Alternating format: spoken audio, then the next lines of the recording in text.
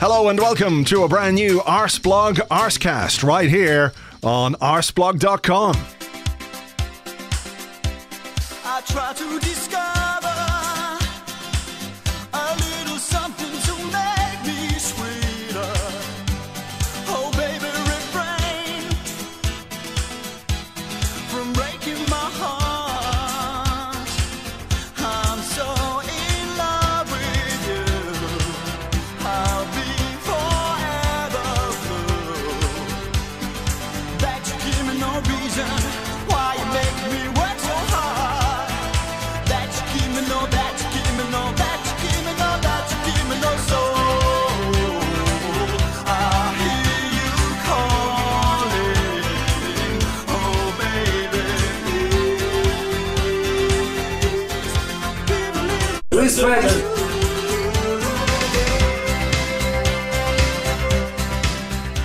I realise, of course, that is an unconventional way to start the show, but those of you who have been listening to this podcast for however many years it's been going now, 2016, what year is it? Coming up on 12 years now this podcast is running. I think there would be an expectation that I address the key issue of the week. It would have been remiss of me, wouldn't it, to overlook something which gave us all that much joy. And in this crazy old world we're living in right now, where so much feels wrong, so much feels like it's out of control, out of our hands, it's like watching a car crash about to happen in slow motion, and we can all see the car crash, and we can all see the two cars coming together, and there's kind of a button there that we could push. And if we push the button, the car crash wouldn't happen, but nobody's pushing the button and it's crazy and nobody quite knows why or how all this has happened, and we're feeling discombobulated. It's hard to understand that all the things we thought we knew are no longer true somehow, that the world has pivoted on its axis. Up is down and down is up, and left and right are not the same as they were, and it's crazy. It is crazy, but the one thing that we can hold on to, folks, the one thing we can take as read, the one thing that will be our anchor in this topsy-turvy world that we live in right now, is Jose Mourinho's third season at a club. It is like the sun rising in whichever side it rises and sets in whichever side it sets, east and west. Oh, there's the dogs. But you just know, don't you, that summer, as he heads into his third season in charge, he'll start complaining, he'll be moaning, he'll be miserable, he'll be unhappy, he'll find fault with, well, pretty much everything, and then shit will start to unravel. Now, I have to say, I thought it might take a little bit longer this time around, but he's had this transfer standoff with Manchester United. Ed Woodward, their chief executive, the guy with a head like a badly washed potato, he's basically in a power play with Mourinho, and Mourinho knows that he's not going to win. Mourinho's not interested in the power play, you see.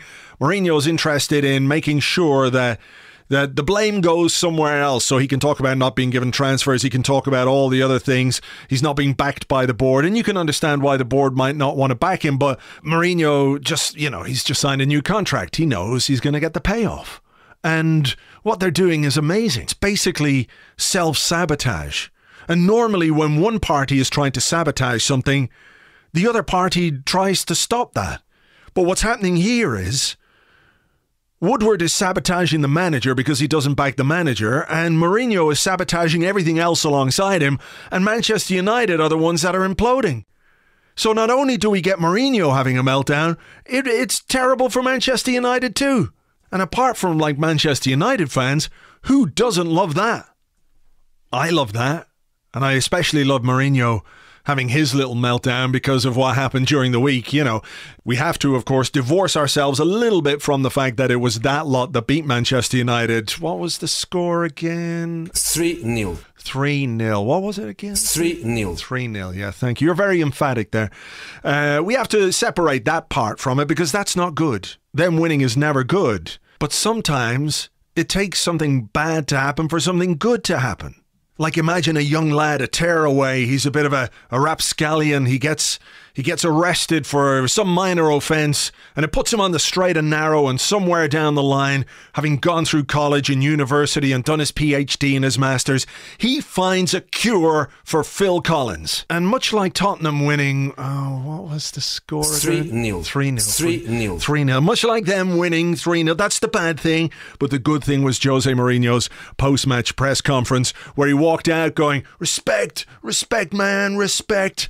Of course, respect. The kind of respect you show a fellow manager. You know, when you gouge your thumb into his eye from behind when he's not looking. That kind of respect? Or is it the kind of respect when you call another manager a voyeur? A fairly loaded term. Or is it the kind of respect that you show a highly qualified medical professional who is just doing her job, following the rules to the letter, the way she should have, but as she runs onto the pitch, you call her a daughter of a whore? That kind of respect? Is that the sort of respect that you want? Because I think that's the kind of respect all of us could provide you after your 3-0 defeat the other night. This, folks, friends, podcast listeners, chums, I think this is going to be the best one yet. My suggestion is to stock up on popcorn, because whatever's going to play out between Jose Mourinho, Ed Woodward, Manchester United, the Premier League, press conferences, TV interviews, I'm all for it. I'm telling you, I can't wait for this. It feels to me like that time in my life when I was 6 or 7 and I'd just seen Star Wars, and then there was this period where we knew Empire Strikes Back was coming out and you just couldn't wait. And that's the way I feel right now. I want that good stuff, like a Man City player flying to Barcelona to get treatment on an injury, just, to get it straight into my veins. The train is in the station, folks. I think we should all get on board. Ladies and gentlemen, this is the 14:55 service from Manchester Piccadilly to Oblivion, stopping at Lowesville. Right, leaving that to one side for the moment. We will come back to it, don't worry, in the weeks ahead, as long as it's going to last. And I do hope it lasts another few weeks, because I think we all deserve the good times. But we've got plenty to talk about, not least Mesut Ozil. He's in the spotlight this week, so I wanted to chat a bit about him and his Arsenal career and where he is right now and where he might go from here, as well as the other stuff coming up, the Cardiff game, of course, and the move of Reiss Nelson, the potential move as we're recording, to Hoffenheim on loan, which is an interesting development. So with me to discuss those things, first and foremost, Andrew Allen. Hello there. Good evening. And Tim Stillman. Hello to you. Hello there. Andrew, I'm going to come to you first on the subject of Mesut Ozil. There's been a lot said about him this week because of what may or may not have happened last weekend, and we can come to that a bit later on and discuss the nuances of what's going on right now. But just going back to 2013, when we signed Mesut Ozil on transfer deadline day, right at the deadline, it was hugely exciting. It felt definitive in some way that something was changing at Arsenal. We were bringing in an established world star from one of the biggest clubs in the world. We were paying a club record transfer fee. I think it more than double and a half of what we'd ever paid for somebody before. And 5 years down the line, how do you assess the impact he's had on the club, and how do you assess his reputation, I guess, or standing after 4 seasons, 5 seasons at Arsenal? Yeah, I mean, his performances on the pitch have definitely lacked consistency.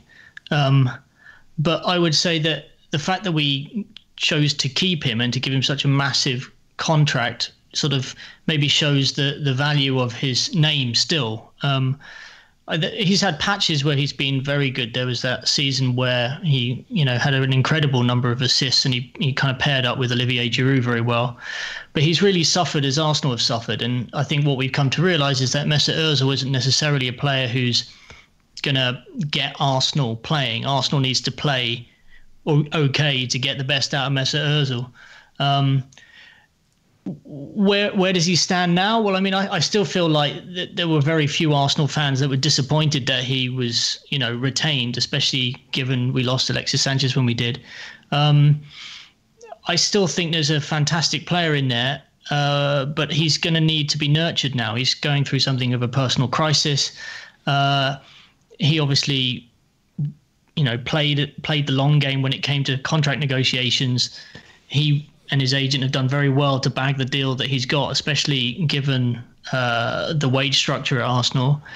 And with that comes a lot of pressure and a lot of scrutiny.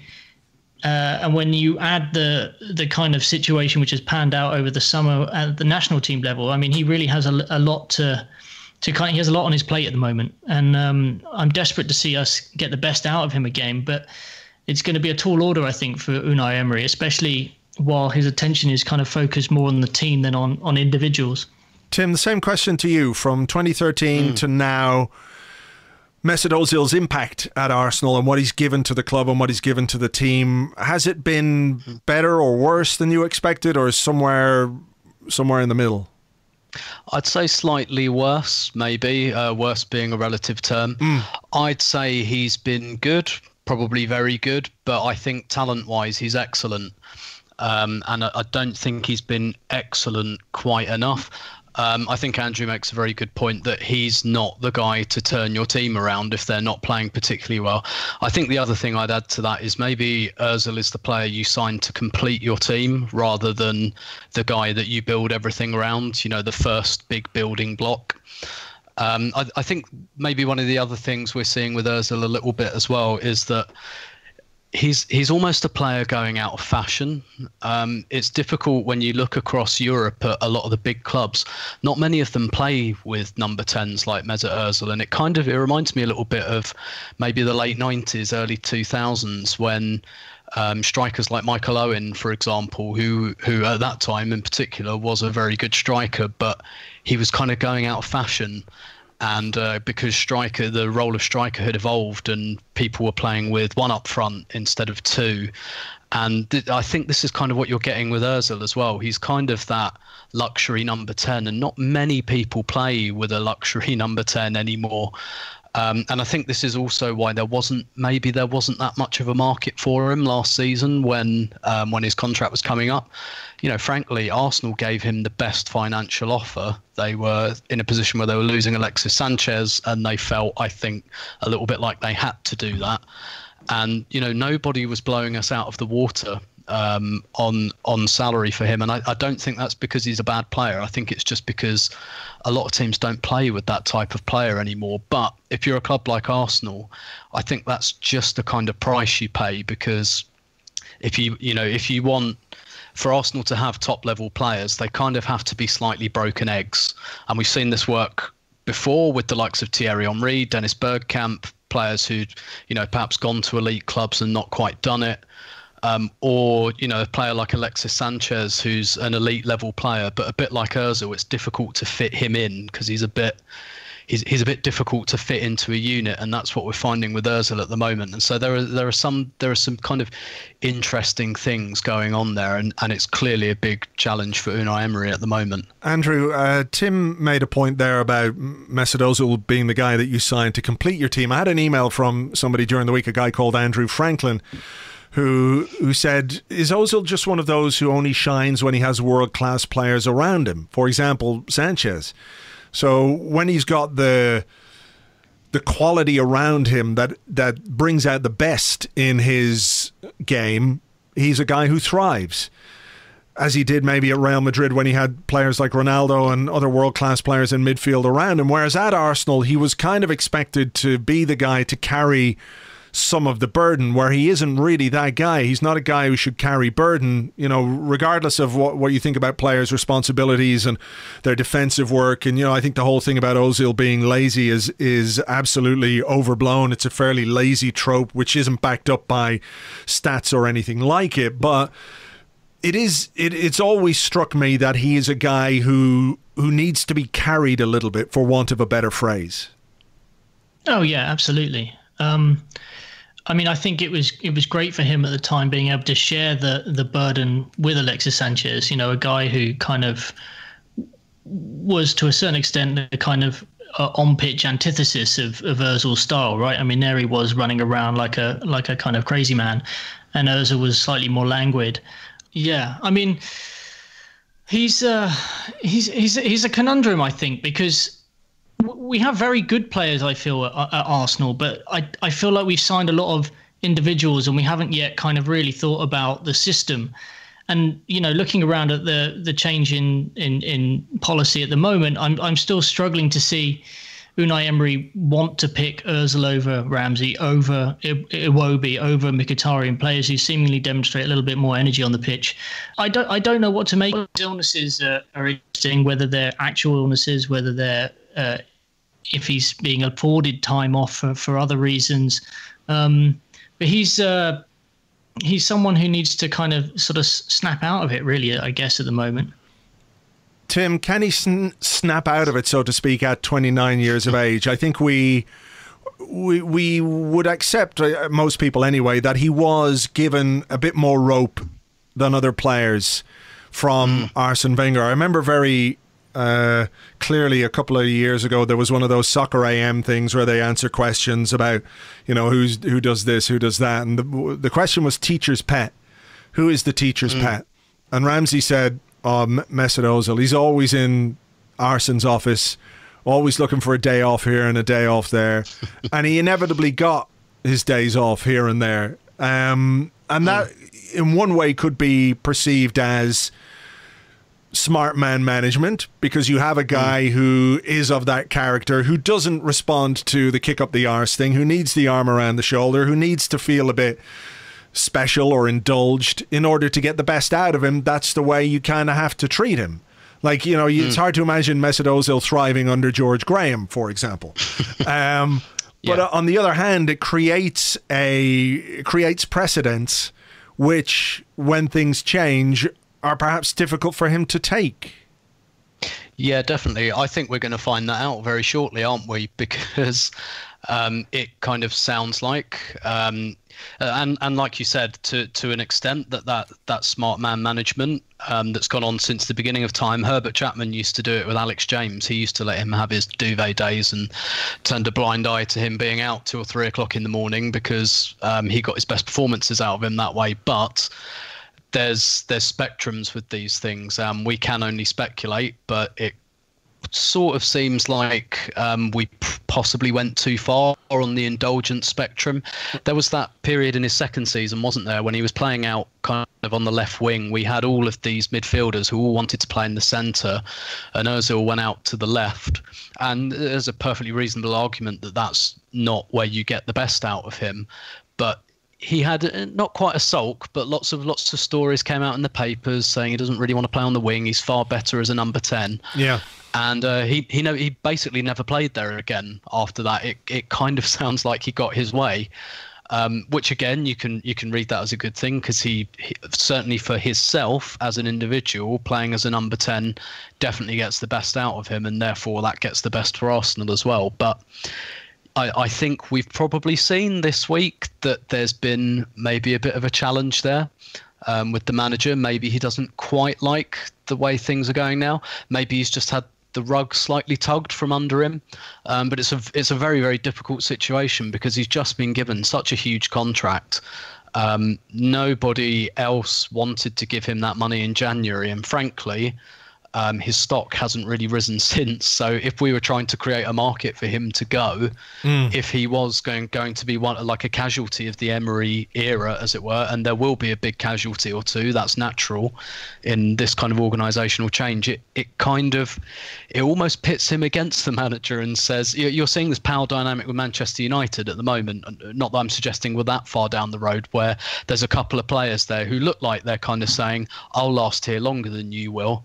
So yeah, I'll sign my contract. I'll stay here because you'll be gone in a couple of months and I won't have to worry about you. Yeah. Now, I'm not suggesting we're that far down the line, but it looks like what we've had is maybe a little bit of a line in the sand somewhere, maybe a little bit of butting of heads. But I don't necessarily think that has to be a massive crisis right now. I think that's quite natural. Whether Ozil can adapt is a really, really interesting question. Whether he should is a really, really interesting question, because as much as Emery wants to get his feet under the table and wants his own team, at the same time, Arsenal have spent 2 years outside the Champions League. They can't afford any more transition. They have to get back in, and they have to do it this season. And so isolating a player like Ozil probably isn't as big an option as it might have been maybe if we'd have made this change a year or two ago. So whether can he change? I'm not sure at the age of 29. I think the question, rightly or wrongly, is more how much is Emery willing to compromise? That's an interesting one. I'm just going to stick with you on this one. When you say whether he should change or not, that's a question. Gary Neville was on the Monday Night Football talking about Unai Emery and saying, look, he can't change. He's trying to imprint this style on the players. He's trying to get them to do a specific job. And that's not just playing out from the back. It's all of the players. It's about joining up the various areas of the pitch with the work that they're doing, with the pressing game. You improve us defensively if you press better from the front with more organisation, and obviously being part of that front three probably is where Ozil fits, or maybe in the midfield three.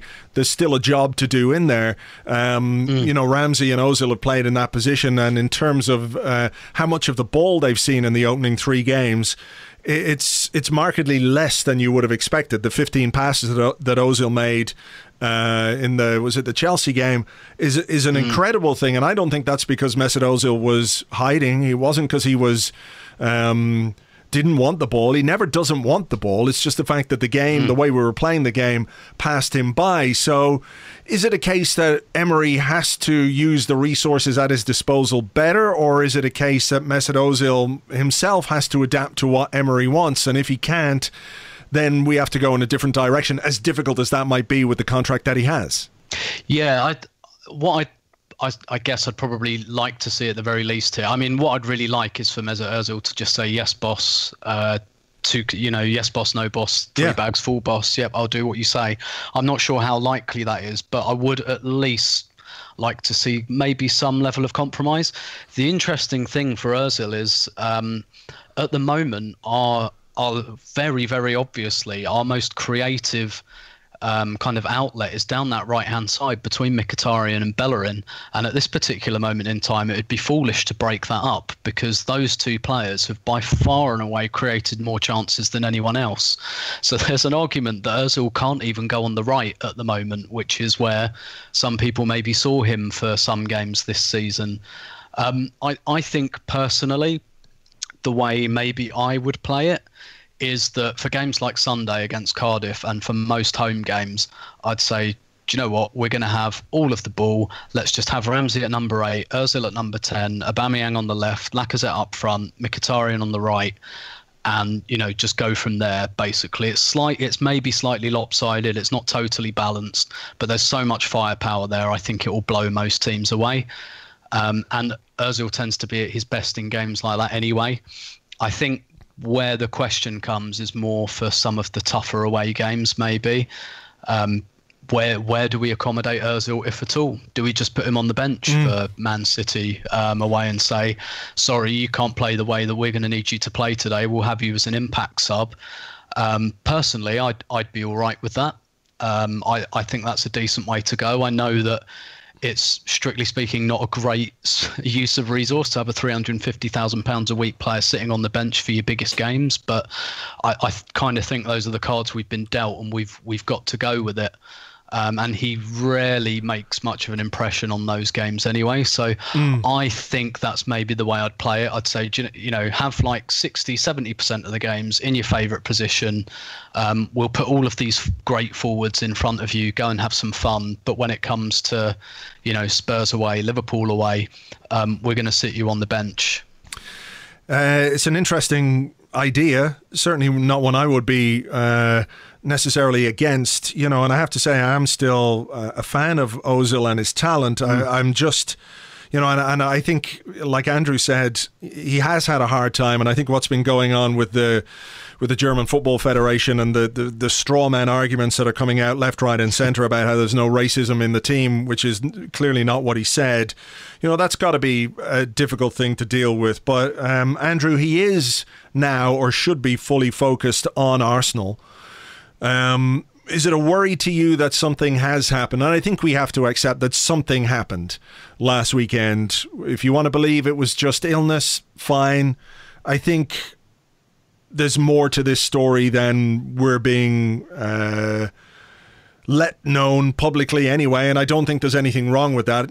Clubs keeping things in-house is no bad thing. But, if we look at the period when he signed the contract last January to the time that Arsene Wenger left, I'm not going to say that Arsene Wenger lost the dressing room, but the fact that he left was no surprise to anybody. And players, not just Mesut Ozil, were kind of going through the motions during that period, the last period of last season. The start of a new season, you come back from the World Cup, it's been a disaster for you personally. It's been a disaster for Germany. Again, I think Ozil was wrongly pointed out as one of the key reasons that it went wrong. I think he became a lightning rod for the criticism when, in fact, there were others who need to take more of the blame, actually. When you look at some of the chances that he made that they didn't score, that would have made a difference in key games. But he's come back. He's got a brand new number. He's got the number 10 that he wanted. He's been welcomed back into the Arsenal family. He seems a very popular guy around the club with the players. Is it a worry to you that something has happened this soon into the Unai Emery era? Or is it maybe a case of, okay, it's better to get this out of the way now so we can deal with it and hopefully put it behind us and move in the right direction? Well, I mean, he's been welcomed back into the Arsenal family, but the mother figure, Wenger, is not there. So he's spent the summer having a terrible time of things. I guess you go from World Cup winner to what Germany, what happened to Germany, and really you're looking at the guy and you're thinking, it must be unbelievable pressure to be the talking point, not just of one nation, but effectively three, right? I mean, the conversation about what happened in Germany is happening in Germany, it's happening in Turkey, it's happening in the UK. Left, right and centre, people from Joe Blogs on the street to high-level politicians, world leaders are having their say, using you. You've also, missed out on a bit of pre-season training. You've come back to a new regime where everything's kind of changed. You're probably being asked to play a slightly different game, and you're thrown into things. And immediately, with a £350,000 contract, which you signed not too long ago, the focus is really on you. And I think a combination of factors like that, you can almost forgive the fact that he's having a bit of a wobble. Now, yes, I accept that there probably has been some kind of falling out between him and Emery, but I mean, Jesus, who doesn't have a falling out with someone in a, position of authority in the workplace from time to time? It just happens, right? You fall out, you get over it, you get on with things again. And I kind of feel like that's where we've got to get to. The team is not settled at the moment. It's pretty obvious. We're desperately trying to play a certain style. We're learning the ropes. And you're looking at Ramsey, you're looking at Iwobi, you're looking at Mkhitaryan. I guess Mkhitaryan is playing the games, but Emery's sort of testing things at the moment. He's not quite sure which of the players he has at his disposal are the ones that are going to play the system the best. I'm willing to give him a bit of patience. We need a bit of momentum in the season, really. I want to see him play a few games. I want to see the team come together a little bit more. I think if we're still having this debate at Christmas, then we've got some problems. Yeah, I think that's fair to say. I do. And one of the other criticisms, I suppose, that's levelled at Ozil fairly regularly is his impact in big games. And I did a quick look at the stats here. He's played against Man United 8 times, scored 2 goals, 2 assists. Man City 8 times, no goals, 4 assists. Chelsea 9 times, 1 goal, no assists. Liverpool 7 times, 2 goals, 1 assist. Spurs 8 times, 1 goal and 2 assists. He's had 2 wins against United, 1 win against City, 1 against Chelsea. This is Premier League only, by the way. 2 against Liverpool, 1 against Spurs. He's lost, and when I say Arsenal, when he's in the team, have lost 3 against United, 5 against City, 5 against Chelsea, 2 against Liverpool, 3 against Spurs. So, Tim, we can look at that and say Ozil probably hasn't delivered as much in those big games as we would have liked. But how far can we divorce ourselves from the overall quality of the team in the last few seasons and what Mesut Ozil has contributed to that team? It is a difficult one. Yeah, it is, and actually those numbers were a little bit healthier than I was expecting. Maybe because I suppose because this kind of this narrative exists that he never does anything in big games. I think what's notable is it kind of sounds like Liverpool and Spurs, who are typically quite high pressing teams. Those are the games he really struggles in. And against Man City and Man United, his numbers sound a little bit better. I'd be interested, and I'm not suggesting you do it now or that I try and do it now, but I'd be interested in the split between home and away. I'd probably guess most of those have come at the Emirates. But you're right, when set against the results, those numbers actually aren't that bad, and I'd bet that he's probably posting better numbers than pretty much anyone else in our squad in those games. But it kind of goes back to what we were saying earlier, doesn't it? In terms of Ozil's not like the rising tide that lifts all boats. He's the guy that if the team's playing well, he'll play really well, and if the team's playing badly, he'll probably just be quite average. But when Mesut Ozil is average, it looks terrible because of his talent. So actually, those numbers are slightly better than I thought. However, I think you can't get away from the fact that we lose something off the ball when we play Ozil, and 90% of the time that's not a huge problem, but in these games it is. So there is a kind of hidden price that we pay in those games, and I think, given the numbers he's posting, that price is possibly a little bit too high. All right, well, look, we'll see what Unai Emery does this weekend. We might just talk a little bit about the Cardiff game in a couple of minutes' time, but I just want to talk about one of the other stories this week, which is Reiss Nelson, Andrew, who, at the time of recording anyway, we believe is going to go to Hoffenheim on loan after signing a new deal with Arsenal. That is the situation as we understand it. It's an interesting move because first people thought it was going to be a permanent move, and it was going to be another one of the young players that we have leaving without tying them down to a new contract. There seems to be a little bit of a trend going on with young English players going abroad, particularly from the top clubs, going abroad looking for first-team football, regular first-team football there, because they kind of understand, or they're beginning to understand, that while you might have a fantastic lifestyle as a Premier League player at under 23 level at one of the big clubs, you're getting paid really good money, you're not developing properly as a footballer. Nelson is a really, really talented individual.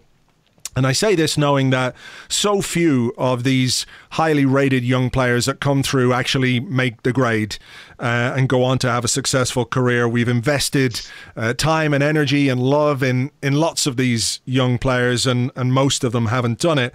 But it would have been a shame, I think, if we'd lost Nelson without getting him down to a new deal. Your thoughts on what it might mean for him, and perhaps what it might mean for us this season as well, because he is somebody who might have played in the Europa League and in the Carabao Cup. Yeah, I mean, I think actually on that front it's going to be a bit of a loss, because he got something like 16 appearances last season. He really did play a lot of football in the Cup and particularly in the Europa League earlier stages at least. Look, he's obviously a real talent. He's a skillful player. He has pace. These are some of the, given that he plays, on the wing, these are some of the qualities we're crying out for. We need to nurture this kind of talent. But right now, I don't feel that Unai Emery is in a position to necessarily afford the younger guys in the squad the minutes that they might desire to improve their game right now, while he's trying to get to grips with everybody on the first team. I mean, if you can barely make a place for Mesut Ozil on the team, then Reiss Nelson's up against it, right? Well, he can make one for Guendouzi. Yeah, I mean, look, don't get me wrong. I mean, I'm as surprised as anybody by the way this guy's kind of come in. I think even Emery's, he said it himself, he's surprised at the talent this guy has and the type of game that he plays. But before I go off on a tangent, I mean, for Nelson, I think the opportunity to play in a top 4 European league, potentially get regular football, a league that, let's say, on the surface is probably slightly less physical than in England, is a real opportunity. I mean, he reminds me a bit of Serge Gnabry, although I think Serge Gnabry is a bit more physical. But I mean, Gnabry went back to Germany and has made a pretty big statement. In terms, I mean, he's good friends with Jordan Sancho. I think this is something you wrote about this morning. a guy who at Dortmund is having a storming start to the season, and I think it's a great opportunity for him, a real learning opportunity for him, and I guess from Arsenal's point of view, you want to see him get 20, 25 games, and then come back next season and be a real kind of like, you know, a real option on a wide position. In terms of the trend itself, I think it's interesting that English players are going abroad. I mean, it feels like a lot more are going abroad than probably are. Obviously, we had Chris Willock go to Benfica. Steffi Mavididi went off to Juventus recently. Marcus McGuane went to Barcelona. Yeah, I mean, look, Kalen Hines, didn't he? Went to Wolfsburg. Yeah, and look, the club has actually made a policy in the last couple of years. I know that someone like Gideon Zelalem, for example, said that Andres Jonker, when he was heading up the academy, made a very specific decision to try and send more players to the Dutch league, where he felt that they would be able to get a little bit more room on the ball, still taste high-level football, but potentially learn from their mistakes in an environment which wasn't so high pressure, one that they were probably less likely to get injured in, and that there were, you know, tangible benefits there. I think there must also be a lure on their part, which is, you know, these are not low-profile games. You know, they're still going to be on the radar of, you know, Gareth Southgate or the rest of the England setup. So it's good for them. It really is. I'll be curious to see what happens to him. My only shame is that I don't even know where you watch German football on UK TV these days.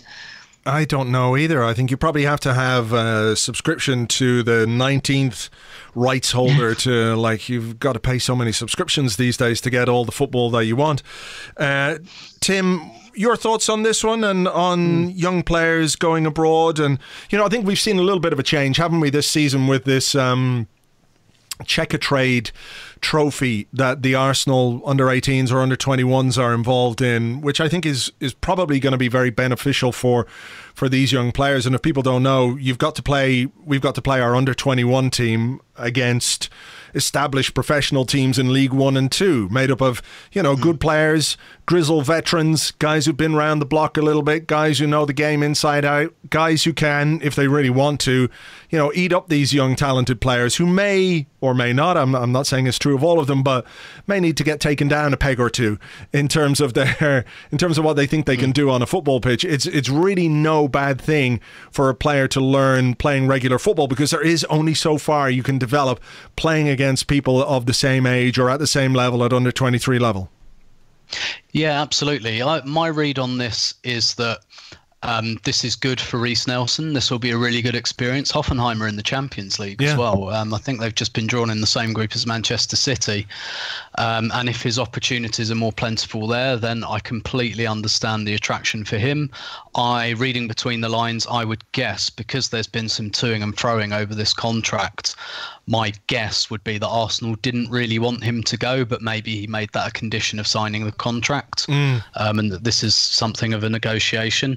I think it's kind of a shame for Arsenal, because we've got the Europa League group stage, we've got the Carabao Cup. In the first half of the season, you tend to see these young players used a little bit more. But if you're Reiss Nelson, you probably think, well, I had the Europa League group stages last year, I've done that, albeit he did it at right wing back. Whereas this time I think he'd have a better chance of playing in the front three where he'd want to play. But, you know, fair play to him if he's thought, you know, I had the Carabao Cup, I had the Europa League, next year it's time to make the next step. I completely understand that. And I think there will be clear benefits to Arsenal for him going away for a year to, you know, really, you know, a top forward German club like Hoffenheim. I hope he gets to play there. Because they are a good team and they do have some good players. I hope he's not going to go there and only play 10 games or so, because that won't really be worth it. I think in terms of a lot of these young players going to Germany, I think it's great. I think Germany is a fantastic environment for these kind of young English players. It's, you know, it's not too far from home, and you know, if you've ever been to Germany, most people speak fantastic English. So while you're learning the language, I think players should learn the language when they go out there. That makes the acclimatization a little bit easier. Most of these places, like Hoffenheim's probably less than an hour and a half on a Ryanair. So, coming home and stuff like that and seeing families, not such a huge deal. And the Bundesliga, I think, is fairly similar to the Premier League. But what we're really seeing with the Bundesliga, and you can see this in the German national team, is the way they treat young academy products it's up there with the best in the world. And that's why Germany keep producing these great squads, even though they've got a pretty terrible manager. He kind of keeps his job because he just gets everything on a silver platter. They keep bringing through these great young talents, and it's because they've kind of industrialized academy production. And if some of the young English players who are struggling to get game time because of all the money in the Premier League, they're probably going to the best place in the world, and it's about an hour away on the plane. They experience a little bit of a different culture, maybe a different language, slightly different style of play, but not really, really different from England. I think it's great. So I think it's a slight shame for Arsenal, not least because we don't have many players like Reiss Nelson. We don't have many kind of enterprising, take people on type wingers. But were I him, I would probably make this move. Yeah, I think I would too. And I think what's overlooked as well is not just the football benefits, but just the life experience of going somewhere else and seeing a different culture. And, I get it, Germany's not that different from the UK, really. We're not talking worlds apart here, but it is different, and there are different things, and there's something to be said for, going out on your own and just taking that step. I think it will be beneficial for him one way or the other, whether he makes it at Arsenal or not. I think it's a good move for him. So hopefully we can get him tied down to that new contract, and then we can send him out on loan. Andrew, we're playing Cardiff this weekend on Sunday. One of the early Sunday kickoffs. Are going to have to get used to a lot of those when the Europa League kicks in, of course. In terms of the team, based on what you saw against West Ham, what changes would you make for this game against Cardiff at the weekend? Well, I think Alex Lacazette is probably going to be knocking on the manager's door, asking what he has to do to get a start. I think if this game was at home, I think there'd be a fairly high chance that he might give him a go. I think given that it's away from home, I think there's a chance that Guendouzi may drop to the bench. I think Torreira might come in. I think he might look for, just to give Torreira now a bit of a run of games. I'll be curious to see how he gets on. Cardiff will be quite a partisan home crowd. So with Torreira and Xhaka kind of sitting at the base, I can imagine that he may even stick with Mkhitaryan, Iwobi, Ramsey, and Aubameyang. I don't actually see him shaking things up too much.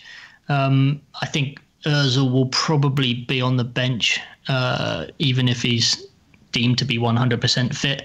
And we'll look to try and get something out of him. Who knows when? I mean, these days the substitutions come kind of at any time. So yeah, I don't think there'll be too much in the way of changes. He seems relatively settled on the idea of Sokratis and Mustafi at the back, even though the two of them are, a curious couple. Yeah, I mean, Bellerin seems to be enjoying his sort of darting runs upfield, if not, benefiting. He could probably do with a little bit more of someone in front of him when play seems to open up and we're on the defence. But no, I it's weird looking back at that West Ham game. I felt more deflated after that than I kind of did after the first two games, because I guess it was the first time when I really expected the team to sort of really come together. And it didn't really happen. It kind of really felt to me like a reminder that this is going to be quite a difficult season where we really are learning on the job. There's fairly high chance that we're going to get caught out on the break quite regularly. And that's not that different to what happened last year. We're just doing it in a slightly more weird way. But no, I don't expect too many changes ahead of the Cardiff game. Tim, two questions. Well, the first one is what changes you might see him making. And the frequency with which we conceded chances against West Ham, particularly in the opening 50, 55 minutes until Lucas Torreira came on. And I'm not saying Torreira made everything A-OK, but I think he made it better in terms of the way we were organised and the way we had people covering space that we didn't have when we conceded most of those chances to West Ham. Is Torreira Xhaka the partnership that you would go to for a few games to see if that can have an effect on the way we defend? And it is, as we said earlier, a part of what leaves us open. I think Aaron Ramsey said this after the West Ham game. He says one of the things they've got to get used to is he wants us to press high up the pitch, but it does leave us open elsewhere. So there's a bit more coordination required. Is that a change that you would be happy to see? I would do that in the future. I wouldn't do it for this game. I would play Torreira. Yeah. And the reason I played Torreira is, so I looked at the stats from Cardiff's game against Huddersfield. Until Huddersfield had a player sent off, Huddersfield had 72% of the ball. So Cardiff went to Huddersfield and sat back and were prepared to have 28% possession. So I'm not expecting that pattern to change too much. I think the reason I definitely play Torreira is what Cardiff like doing is going from front to back very quickly. And if we're going to have a lot of the ball and we're very high up, what they're going to do is they're just going to try and plant the ball into that green grass behind the centre halves. And so I'd quite like Torreira on there just because he's got a bit of athleticism and because he can cover for the full-backs and almost become a bit like a third centre half while everyone else is kind of camped up the pitch. So maybe in the next couple of weeks after the international break, I would try and settle on Torreira and Xhaka a bit. On this occasion, I'd do what I said earlier. I'd play Ramsey 8, Ozil 10, Aubameyang and Lacazette, and just try and overpower them. I think Ozil will come back in. So you think he's going to play a midfield two of Ramsey and Torreira? Yeah. It's hard to read what he will do because we don't know him well enough. Yeah. That's possibly what I'd do, and I could see that. I think he will bring Ozil back in, even though something definitely happened in the build up to the West Ham game. I don't necessarily think it's a massive drama yet. And if it was likely to be a really, really long-term thing, I don't think Arsenal would have said he had a cold, because that's like one game at the most. If this was a really long-term thing, they wouldn't have put up the pictures of him training, and it would have been, oh, he's had a recurrence of his back injury. They'd have protected him from this game. Then you've got the international break, and obviously he's not playing for Germany anymore, and it goes away. They haven't done that. They've said it's a cold. He was in the dressing room before the game last week, so I don't necessarily think at the moment we've got like a really, really big problem there, just maybe a bit of a flare up. So I expect him to play. And yeah, I'd play him number 10. And yeah, with the way Cardiff are going to play, I think we're going to need quite a lot of firepower. And I just have Torreira holding it together at the base just to kind of tidy things up. But we're going to have a lot of the ball, but they're going to be very, very difficult to break down. And I think since we're not balanced, and we're not going to be balanced for at least a few months, I think just putting all of our best attackers on the pitch is probably a good antidote to that.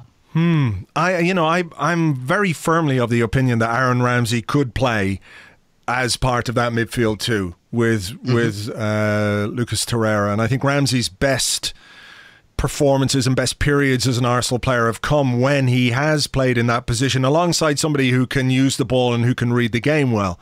So Mikel Arteta, for example, was, not your archetypal defensive midfielder. He's not like Torreira, but he was a guy who could read the game and he was good on the ball. Ramsey could do a lot of running, pick the ball up, get into areas, and he knew that he wasn't going to get left behind. Whereas I think Granit Xhaka, for example, and Aaron Ramsey isn't a partnership that necessarily works, because I don't think Xhaka has the discipline or the defensive awareness or the ability to read the game to get the best out of Ramsey. So I think it works from an attacking point of view, though. I don't think it's a coincidence that Ramsey's best goal-scoring seasons have come alongside Arteta, and last season alongside Xhaka. And I think that's just because they use the ball well.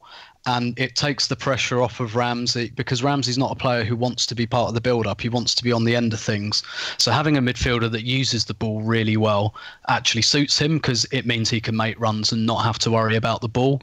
But it's not with Xhaka. It's not defensively solid, basically. All right. Well, I think it's one of those games that you would really expect Arsenal to pick up 3 points in, you know, taking into account that everything's still up in the air and we're finding our feet under Unai Emery and he's finding his feet about the players. I think it'll be disappointing going into an international break without picking up 3 points. So we'll keep fingers crossed for that. But Tim, thank you as ever. My pleasure as always. And Andrew, thanks a million. Thanks very much. Thank you very much indeed to the lads. You can find them on Twitter, of course. Andrew is at @AllenSport. And Tim is at Stillberto, and you can read Tim's column every Thursday on Arseblog.com. And Andrew is all day, every day, slaving over the stove of Arseblog News, which has a shiny new URL if you didn't know. It's arseblog.news, which is quite cool and quite funky. We have covered the Cardiff game. We don't have any team news yet because Unai Emery hasn't had his press conference at the time of recording. I think it's happening, well, I presume it's happening today being Friday.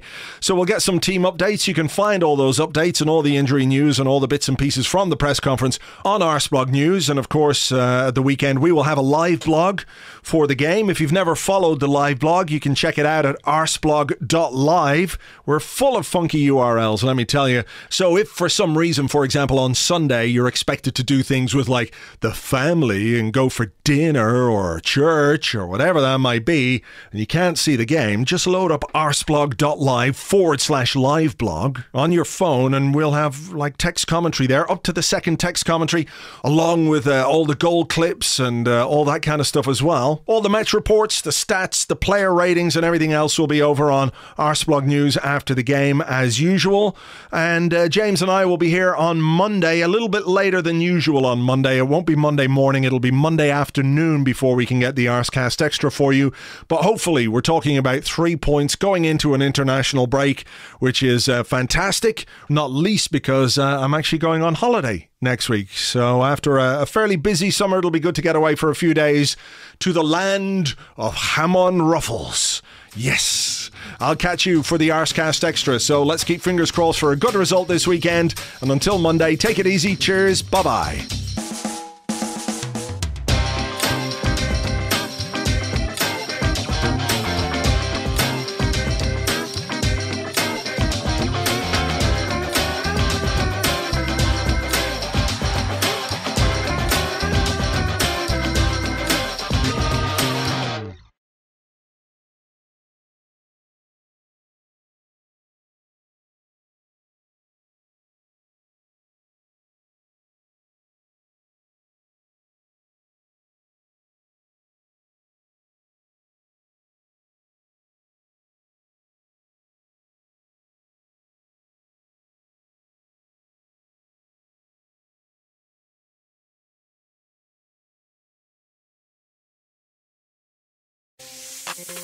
Srinil. Srinil. Because we deserve. Srinil. What is this? What is this? For what? Why? Srinil. Because we deserve. Srinil. Keep trying and trying and trying and keep trying. Srinil. Because we were not good. Srinil. Respect, man. Respect. Srinil. Do you know what was the result? Srinil. 3 premierships. And I won more premierships alone than the other 19 managers together. Why do you look at me?